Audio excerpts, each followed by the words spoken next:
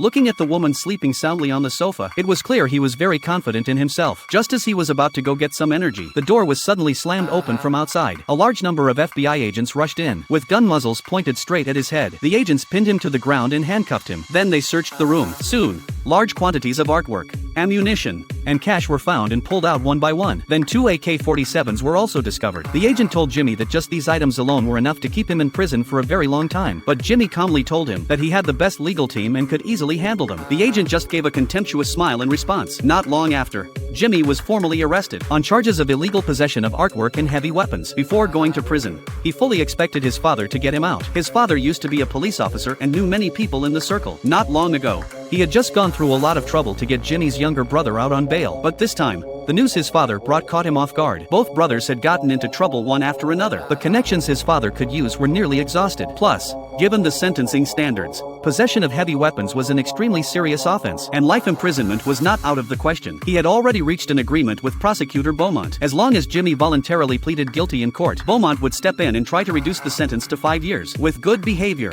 he could be out in 2 or 3 years. Jimmy had no choice and no way out, so he could only agree. He was to plead guilty on the trial day as agreed. However, the trial result was completely different from what he had expected. The judge ruled that Jimmy possessed heavy weapons to protect his artwork. But because Jimmy voluntarily pleaded guilty, he was sentenced to 10 years in prison according to the minimum sentencing standard. Jimmy froze on the spot. Then he suddenly understood. Both he and his father had been tricked by Beaumont. The so-called guilty plea for a lighter sentence was nothing but a trap to make him hand himself over. 10 years?